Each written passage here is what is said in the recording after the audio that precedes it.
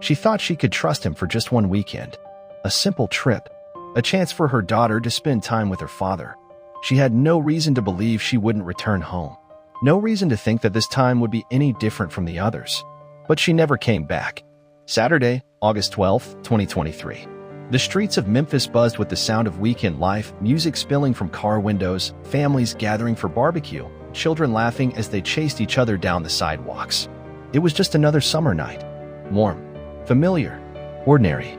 For Latasha Mitchell and her 6-year-old daughter, Zuri, it should have been nothing more than dinner with someone they once called family. Her ex-husband, Malcolm Reed, had extended the invitation. He wanted to see Zuri, wanted to spend time with his little girl, maybe even make amends. Tasha had her reservations. Her family had warned her. Her sister, Tamika, told her that Malcolm had a way of saying all the right things but doing the opposite, that his promises had always been empty, that his temper, his control, none of it had changed. But Tasha had insisted. She wasn't going for herself. She was doing it for Zuri. So that evening, she met Malcolm at a small restaurant on the east side of the city. Surveillance cameras captured her and Zuri walking inside, hand in hand. A mother and daughter. Two people who had no idea they were about to vanish. Hours later, Malcolm's car pulled out of the parking lot. The restaurant's security footage showed them driving off. No struggle. No sign that anything was wrong. But that was the last time anyone saw them. The next morning, when Tasha didn't return home, her family wasn't alarmed, not yet. Maybe the evening ran late. Maybe she decided to let Zuri stay an extra night. But as the hours passed, the unease grew. Text messages went unanswered. Calls went straight to voicemail. By Sunday evening, panic set in. Tamika was the first to call the police. Her voice trembled as she told the dispatcher, "My sister and her daughter are missing. She was supposed to be back Sunday, but I can't reach her." A missing persons report was filed. Officers knocked on Malcolm's door. He opened it, calm, almost indifferent. He told them Tasha had left on her own, that she had taken Zuri and walked out the door. He claimed he didn't know where she went, but there was no proof she ever left. No camera footage, no text messages, no calls to friends saying she was on her way. She had vanished into thin air. Then, investigators made a discovery, a piece of evidence that shattered Malcolm's story. Did Malcolm ever intend to bring them home? Or was this trip a trap? Stay with us as we uncover the chilling truth behind this case. And if you enjoy deep investigative storytelling, don't forget to hit the subscribe button. To understand the weight of this case, the fear, the heartbreak, the unanswered questions, we need to understand the people at the center of it. Who they were, what they meant to the people who loved them, and why this weekend, of all weekends, would be their last. Who was Latasha Mitchell? Latasha Mitchell, or Tasha as her family called her, was the kind of person who left an impact wherever she went. She was 32 years old, a hard-working nurse's aide in Memphis, Tennessee. The kind of woman who never hesitated to help others, whether it was a patient at work or a friend who needed a place to stay for the night. Her world, however, revolved around one person, her 6-year-old daughter, Zuri. Tasha was a single mother, and while life had never been easy, she made sure Zuri never felt it. Everything she did was for her child. Every extra shift, every sacrifice, every sleepless night, she carried it all on her shoulders with no complaints. If you asked her what mattered most in the world, she'd have given the same answer every time: Zuri. Who was Zuri Mitchell? Zuri was a bright, playful little girl with the kind of energy that could light up a room. She had deep brown eyes that sparkled with curiosity and a head full of tight curls that Tasha took her time braiding every Sunday night. She had a favorite stuffed bunny, a tattered but well-loved toy named Mr. Hops that she carried everywhere. To school, to the grocery store, even to bed, where she refused to sleep unless he was tucked in right beside her. She had just started first grade. She was making new friends, learning to read, and figuring out how to write her name in big, careful letters. She was the kind of child who giggled at everything, who asked a million questions, who still believed in the magic of bedtime stories. She had her whole life ahead of her. Who was Malcolm Reed? Then there was Malcolm Reed, Tasha's ex-husband, the father of her child, the man she once thought she'd spend forever with. He was 35 years old, working long hours in a Memphis warehouse. But Malcolm wasn't just any ex. He was the kind that never really let go. Tasha and Malcolm had been high school sweethearts. They got married young, and for a while, she thought she had found her happy ending. But over time, things changed. Malcolm changed.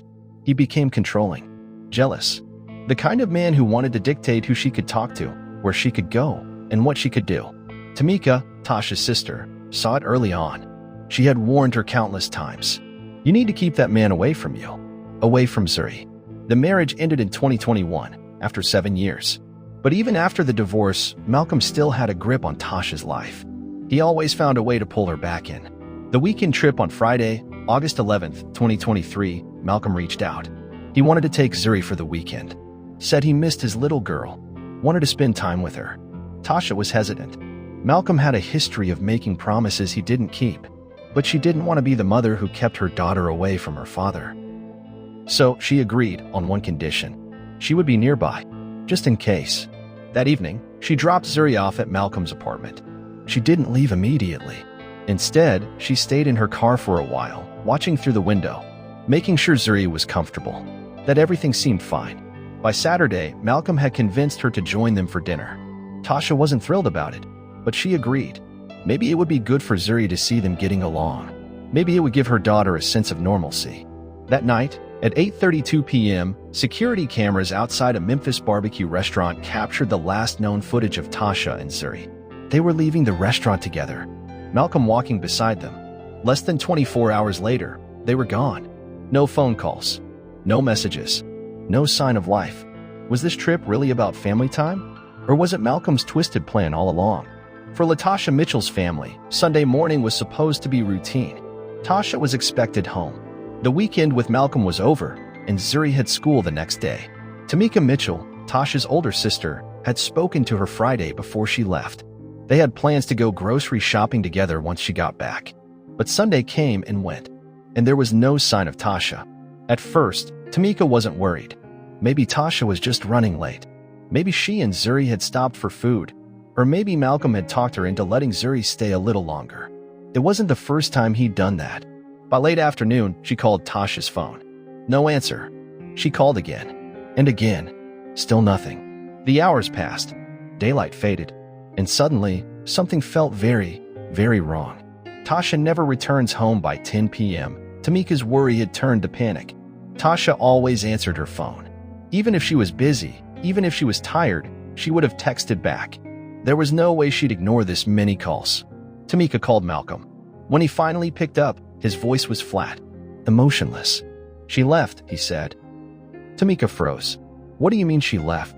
She took Zuri and left late last night. It didn't make sense. Left for where? She wouldn't just disappear.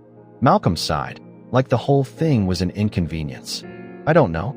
She was acting weird. Said she needed to go somewhere. That was it. No concern. No worry. Just a casual explanation that didn't sit right. By morning, Tamika called the police.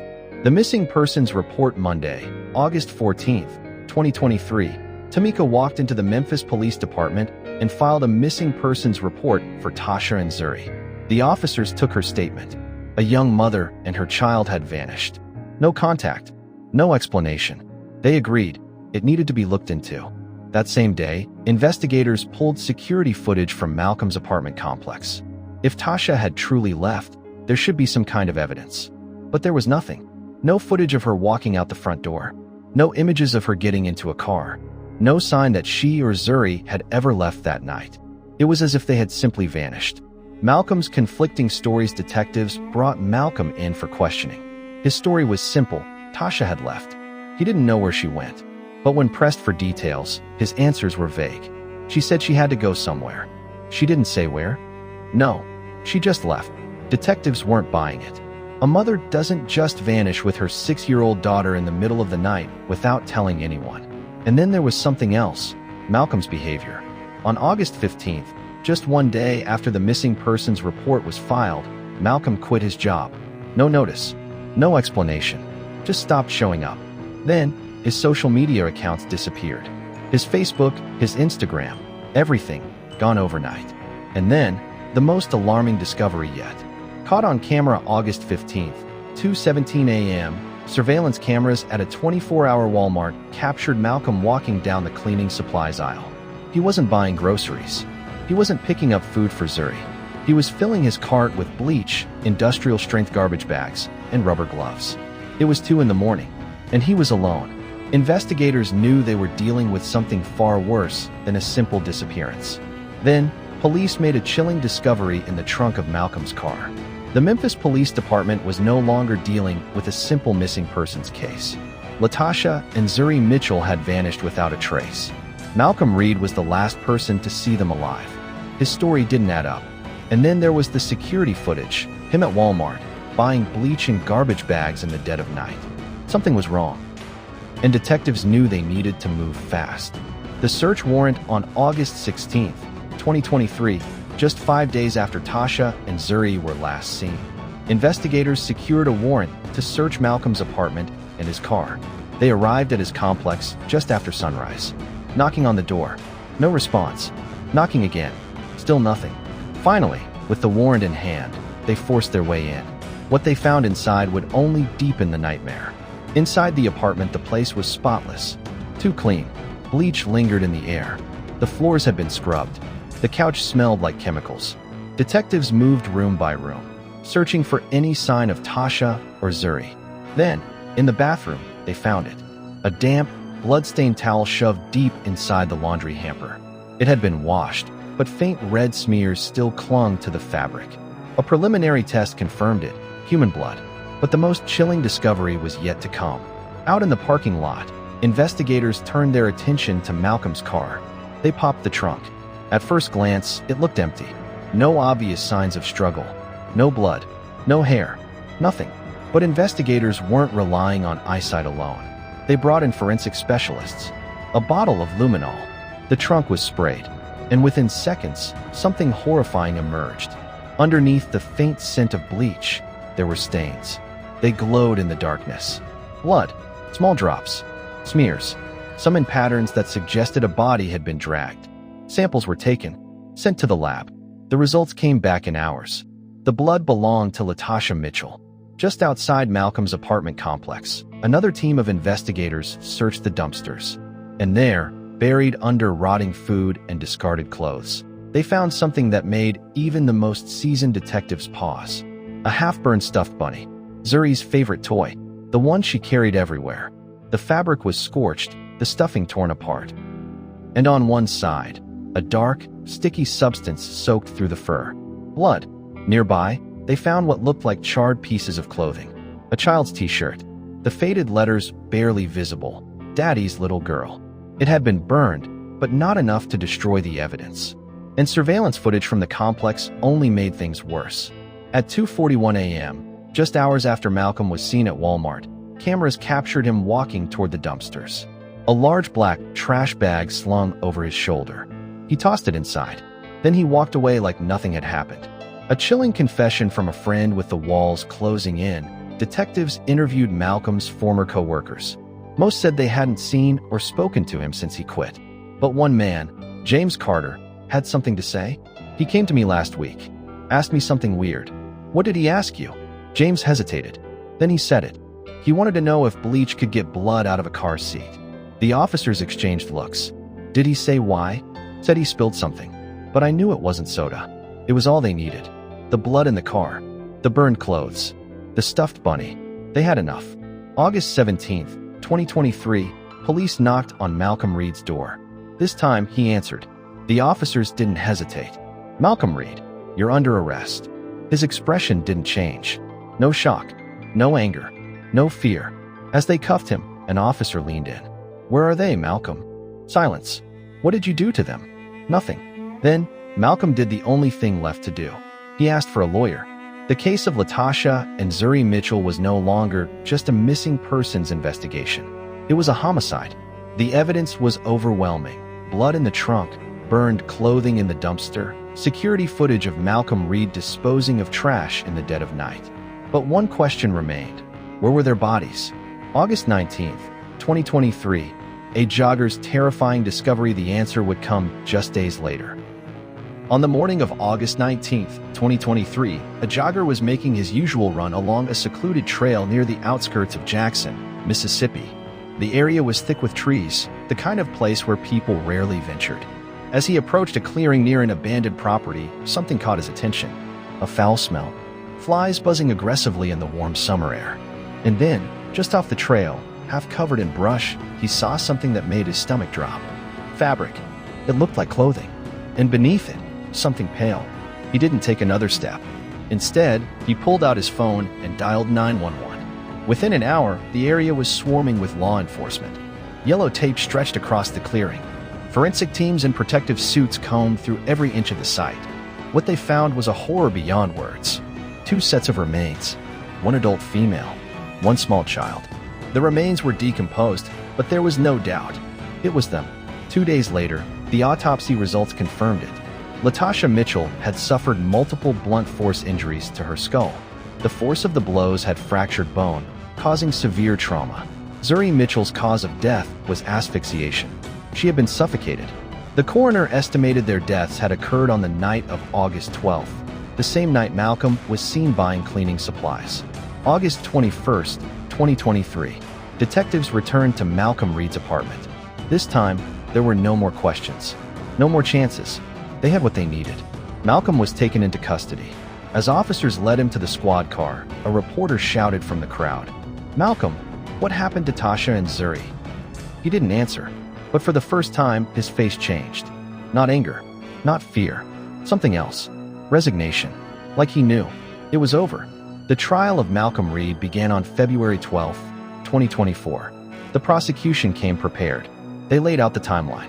They presented the evidence. Blood in his trunk, DNA matched to Latasha. Surveillance footage, Malcolm dumping trash bags after midnight. Internet searches, how to dispose of a body. Can bleach remove DNA? How long does it take for a body to decompose in the woods?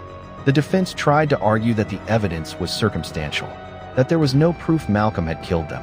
But then came the key witness, a former co-worker, the same man who had told detectives about Malcolm's disturbing question. Can bleach remove blood from a car seat? Under oath, he said something else. Malcolm told me he wished Tasha would just disappear. He said having a kid was too much drama. The courtroom was silent.